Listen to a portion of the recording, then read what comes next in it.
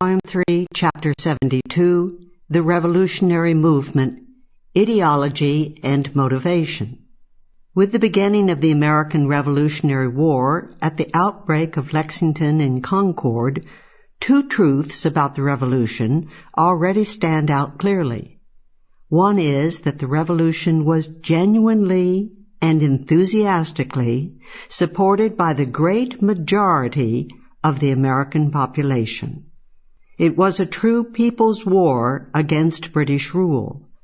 In addition to all the evidence given above, the American rebels could certainly not have concluded the first successful war of national liberation in history, a war against the world's greatest naval and military power, unless they had commanded the support of the American people. As David Ramsay, the first great historian of the American Revolution, put it in 1789, the war was the people's war. The exertions of the army would have been insufficient to effect the revolution unless the great body of the people had been prepared for it and also kept in a constant disposition to oppose Great Britain. Professor Alden has shown that the myth of present-day historians that only one-third of the American public backed the revolution, with an equal number opposed, stems from a misreading of a letter by John Adams. A second truth that emerges is the egregious fallacy of the view endemic among historians of all ideological persuasions that there is a large and necessary dichotomy between political or moral principle and economic self-interest. Historians friendly to the Revolution have insisted that the Americans fought for political freedom, for independence, for constitutional rights, or for democracy. Critical historians maintain that the fight was merely for economic reasons, for defense of property and trade against British interference. But why must the two be sundered? Why may not a defense of American liberty and property be conjoined to a defense of political and economic rights? The merchants rebelling against the stamp tax or sugar or tea taxes or the restrictions of the navigation laws were battling for their rights of property and trade free from interference. In doing so, they were battling for their own property and for the rights of liberty at the same time. The American masses, similarly, were battling for all property rights, for their own as well as those of the merchants, and acting also in their capacity as consumers fighting against British taxes and restrictions. In short, there need be no dichotomy between liberty and property, between defense of the rights of property in one's person and in one's material possessions. Defense of rights is logically unitary in all spheres of action, and what is more, the American revolutionaries certainly acted on these very assumptions, as revealed by their essential adherence to libertarian thought, to political and economic rights, and always to liberty and property. The men of the 18th century saw no dichotomy between personal and economic freedom, between rights to liberty and to property. These artificial distinctions were left for later ages to construct. From our conclusions that the American revolutionaries commanded the loyalty of a large majority of the colonists, and that they saw no dichotomy between liberty and economic rights, and therefore between ideology and economic interest, we may proceed to some broader speculations on the role of ideology as compared with that of economic interest in the various actions of political history. In particular, we contend that the primary motivations will tend to differ among two classes of political actions: actions of the state in expanding its power over the populace, and actions of the populace in moving or rebelling against state power. We contend that the actions of the former will tend to be primarily motivated by economic interest, while the latter will tend to be motivated primarily by more abstract ideological or moral concerns. Let us see why this should be so. The essence of the state throughout history is a minority of the population constituting a power elite or a ruling class, governing and living off the majority or the ruled. Since a majority cannot live parasitically off a minority without the economy and the social system breaking down very quickly, and since the majority can never act permanently by itself, but must always be led by an oligarchy, every state will subsist by plundering the majority in behalf of a ruling minority. A further reason for the inevitability of minority rule is the pervasive fact of the division of labor. The majority of the public must spend most of its time going about the business of making a living. Hence, the actual rule of the state must be left to full-time professionals who are necessarily a minority of the society. Throughout history, then, the state has consisted of a minority plundering and tyrannizing over a majority. This brings us to the great question, the great mystery of political philosophy, the mystery of civil obedience.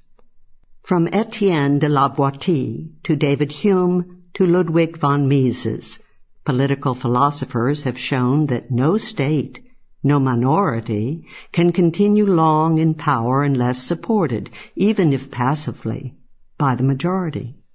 Why then does the majority continue to accept or support the state when it is clearly acquiescing in its own subjection? Why does the majority continue to obey the minority? Here we arrive at the age-old role of the intellectuals, the opinion-molding groups in society. The ruling class, be it warlords, nobles, bureaucrats, feudal landlords, monopoly merchants, or a coalition of several of these groups, must employ intellectuals to convince the majority of the public that its rule is beneficent, inevitable, necessary, and even divine. The leading role of the intellectual throughout history is that of the court intellectual, who, in return for a share of, a junior partnership in, the power and pelf offered by the rest of the ruling class, spins the apologias for state rule with which to convince a misguided public. This is the age-old alliance of church and state, of throne and altar, with the church in modern times being largely replaced by secular intellectuals and scientific technocrats. When state rulers act, then, to use and aggrandize state power, their primary motivation is economic, to increase their plunder at the expense of the subject and the taxpayer. The ideology that they profess and that is formulated and spread through society by the court intellectuals is an elaborate rationalization for their economic interest. The ideology is the camouflage for their looting, the fictitious clothes spun by the intellectuals to hide the naked plundering of the emperor. The economic motive behind the ideological garb of the state is the heart of the issue. But what of the actions of the rebels against state power? Those infrequent but vital situations in history when the subjects rise up to diminish, whittle away, or abolish state power. What, in short, of such great events as the American Revolution or the classical liberal movements of the 17th and 18th centuries? Of course, an economic motive exists here too, in this case one of defending the private property of the subjects from the depredations of the state. But our contention here is that even when conjoined as in the American Revolution, the major motive of the opposition or of the revolutionaries will be ideological rather than economic. The basic reason for this assertion is that the ruling class, being small and largely specialized, is motivated to think about its economic interest 24 hours a day. Manufacturers seeking a tariff, merchants seeking to cripple their competition, bankers looking for taxes to repay their government bonds, rulers seeking a strong state from which to acquire revenue, bureaucrats wishing to expand their empire. All of these are professionals in statism. They are constantly at work trying to preserve and expand their privileges. Hence the primacy of the economic motive in their actions. But the majority has allowed itself to be misled largely because its immediate interests are generally diffuse and hard to observe, and because the majority comprises not professional anti-statist, but people going about their business of daily living. What can the average person know of the arcane processes of subsidy or taxation or bond issue? Generally, he is too wrapped up in his daily life, too habituated to his lot, after centuries of state-guided propaganda, to give any thought to his unfortunate fate. Hence, an opposition or revolutionary movement, or indeed any mass movement from below, cannot be primarily guided by ordinary economic motives. For such a mass movement to form, the masses must be fired up, must be aroused to a rare and uncommon pitch of fervor against the existing system. But for that to happen, the masses must be fired up by ideology. Only ideology, guided either by a new religious conversion or by a passion for justice, can arouse the interest of the masses, in the current jargon, raise their consciousness, and lead them out of the morass of daily habit into an uncommon and militant activity in opposition to the state. This is not to say that an economic motive, for example, a defense of their property, does not play an important role, but to form a mass movement in opposition means that the people must shake off their habits, their daily mundane concerns of several lifetimes, and become politically aroused and determined as never before in their lives. Only a commonly held and passionately believed in ideology can perform that role. Hence, our conclusion that a mass movement like the American Revolution must be centrally motivated by a commonly shared ideology. How, then, do the masses of subjects acquire this guiding and determining ideology? By the very nature of the masses, it is impossible for them to arrive at such an opposition or revolutionary ideology on their own. Habituated as they are to their narrow and daily rounds, uninterested in ideology as they normally are, it is impossible for the masses to lift themselves up by their own bootstraps, to hammer out an ideological movement in opposition to the existing state. Here we arrive at the vital role of the intellectuals.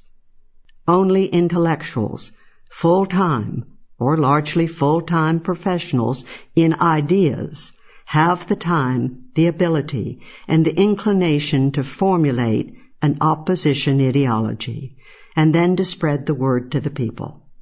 In contrast to the statist court intellectual, whose role is a junior partner in rationalizing the economic interest of the ruling class, the radical or opposition intellectual's role is the centrally guiding one of formulating the opposition or revolutionary ideology and then of spreading the ideology to the masses, thereby welding them into a revolutionary movement.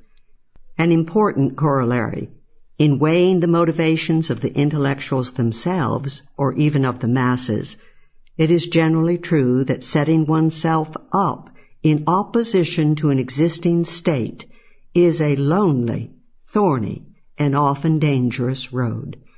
It is usually directly in the economic interest of the radical intellectuals to allow themselves to sell out, to be co-opted by the ruling state apparatus.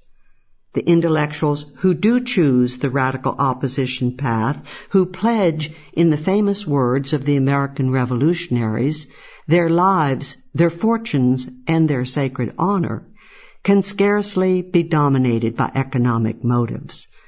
On the contrary, only a fiercely held ideology, centering on a passion for justice, can keep the intellectuals to the rigorous path of truth.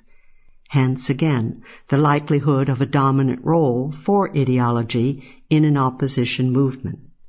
Thus, statists tend to be governed by economic motivation, with ideology serving as a smokescreen for such motives, while libertarians or anti-statists are ruled principally and centrally by ideology, with economic defense playing a subordinate role.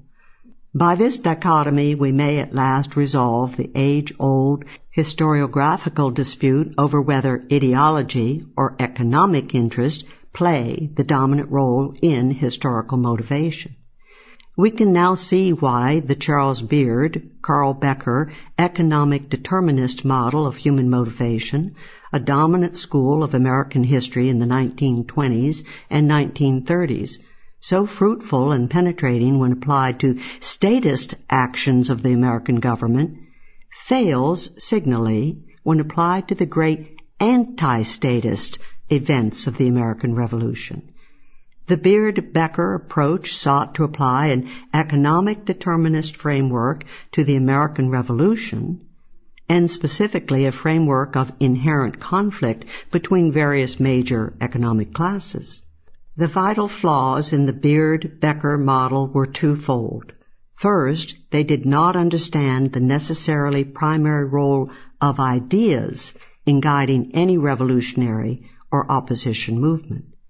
Second, they did not understand that there are no inherent economic conflicts in the free market. Without government intrusion, there is no reason for merchants, farmers, landlords, and others to be at loggerheads. Conflict is created only between those classes that rule the state and those that are exploited by the state. Not understanding this crucial point, the Beard-Becker historians framed their analysis in terms of the allegedly conflicting class interest of, in particular, merchants and farmers. Since the merchants clearly led the way in revolutionary agitation, the Beard-Becker approach was bound to conclude that the merchants, in agitating for revolution, were aggressively pushing their class interest at the expense of the deluded farmers. But now the economic determinists were confronted by a basic problem. If indeed the revolution was against the class interest of the mass of the farmers, why did the latter support the revolutionary movement? To this key question, the determinist had two answers. One was the common mistaken view criticized above that the revolution was supported only by a minority of the population. Their second answer was that the farmers were deluded into such support by the propaganda beamed at them by the upper classes. In effect, these historians transferred the analysis of the role of ideology as a rationalization of class interest from its proper use in explaining state action to a fallacious use in trying to understand anti-state mass movements. In this approach, they relied on the jejune theory of propaganda, pervasive in the 1920s and 1930s under the influence of Harold Laswell, namely that no one sincerely holds any ideas or ideology, and therefore that no ideological statements whatever can be taken at face value, but must be regarded only as insincere rhetoric for the purposes of propaganda. Again, the Beard-Becker school was trapped by its failure to give any primary role to ideas in history. After World War II, as part of the general American celebration among the American intellectuals of that era, the newly dominant consensus school of American history demonstrated that the revolution was indeed supported by the majority of the population. Unfortunately, however, under the aegis of such major consensus theoretician as the neoconservatives Daniel Boorstin and Clinton Rossiter, the consensus school moved to the truly absurd conclusion that the American Revolution, in contrast to all other revolutions in history, was not really a revolution at all, but a purely measured and conservative reflex against the restrictive measures of the Crown. Under the spell of the American celebration and of the hostility to all modern revolutions generated by the post-World War II era, the consensus historians were constrained to deny any and all conflicts in American history, whether economic or ideological, and to absolve the American Republic from the original sin of having been born via revolution. Thus, the consensus historians were fully as hostile to ideology as a prime moving force in history as their enemies, the economic determinist. The difference is that where the determinist saw class conflict, the consensus school maintained that the genius of Americans has always been to remain unfettered by abstract ideology of any kind, and that instead they have met every issue as ad hoc problem-solving pragmatists. Thus, the consensus school, in its eagerness to deny the revolutionary nature of the American Revolution, failed to see that all revolutions against state power are necessarily radical, and hence revolutionary acts, and further, that they must be genuine mass movements guided by an informed and radical ideology.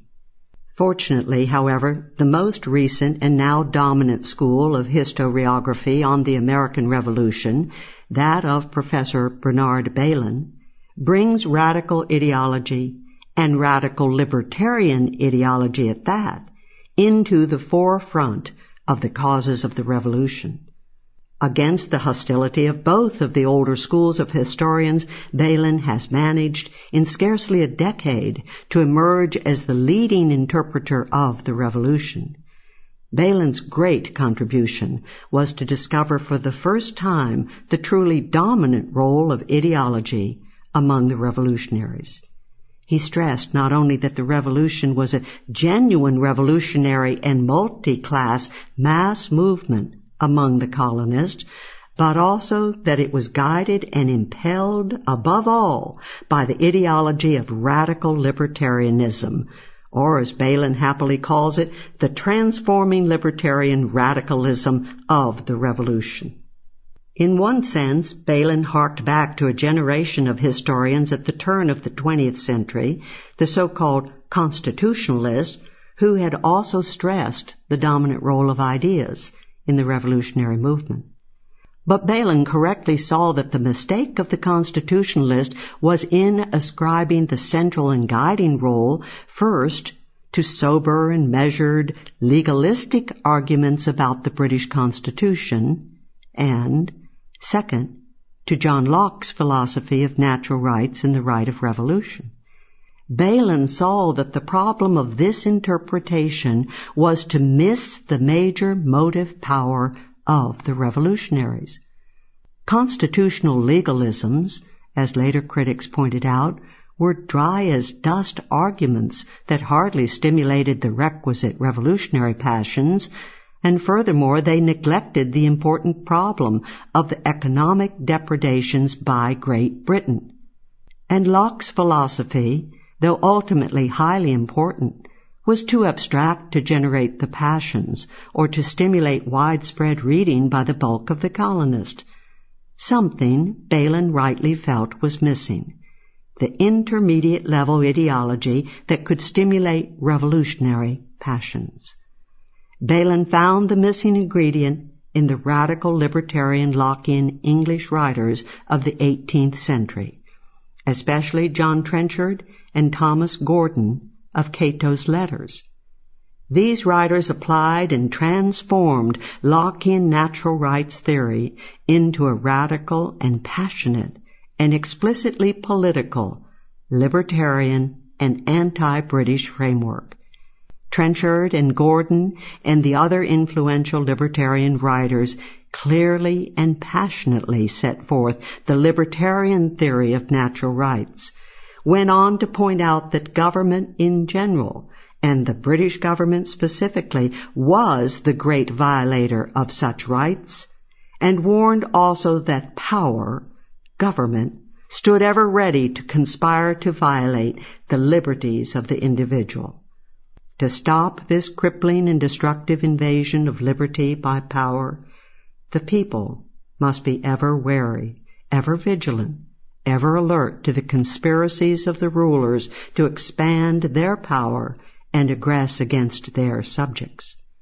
It was this spirit that the American colonists eagerly imbibed, and that accounted for their conspiracy view of the English government, a view which historians like Bernhard Nolenberg have shown was basically correct, since after 1760 such conspiracies were all too real.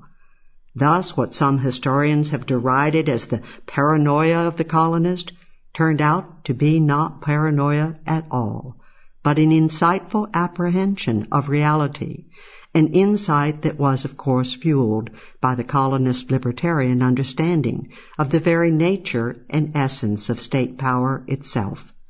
Thus, in the deepest sense, the American Revolution was a conscious majority revolution in behalf of libertarianism and against power, a libertarian ideology that stressed the conjoined rights of liberty and property. The American Revolution was not only the first great modern revolution, it was a libertarian revolution as well.